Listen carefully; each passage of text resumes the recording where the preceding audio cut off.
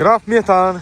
Metanda akşam açıldı dediler. Lekin doğrusunu aytayım, bir Bostanda bir metan bir 2 saat işlegen ekan, lekin 4 yilda metalli açılgani yo'q. Şu hakkında ma'lumotlarni sizlere berib o'tamiz.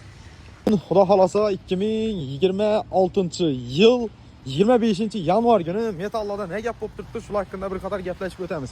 Graf metana geldik yine. Graf metanam ishlamay turibdi.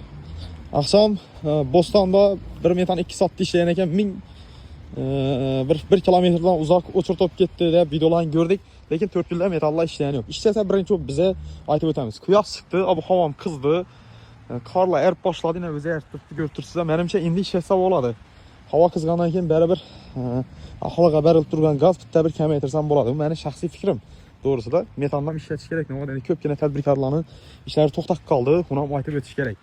Sababi ko'pgina mashinalar faqatgina metanda yuriydi. Shuna inobatga olib, menimcha shu kuni ertaga yangiliklar bo'lib qolsa kerak. Yangilik bo'lsa albatta bizning kanalda kuzatasiz. Hozircha metan ishlagani yo'q.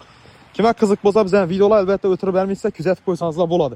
Like'larni bosib, bizning obuna bo'lish knopkalarini bosib qo'yishni hech qachon yoddan chiqarmanglar. Territoriyada bir graf metan bor edi. Undan tashqari yana 2-3 metan bor. Keyingi bir metan ham akşam 1 soatda ishlagan deb aytdilar.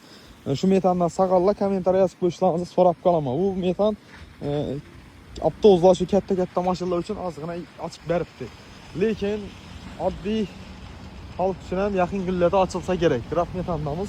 Agar ochiladigan bo'lsa, biz sizlarga ma'lumotlarni berib o'tamiz.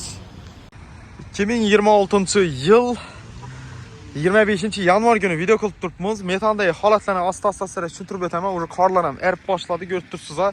Lekin metallar ishlagani yo'q. Metanda vobshim darvozalar ilik.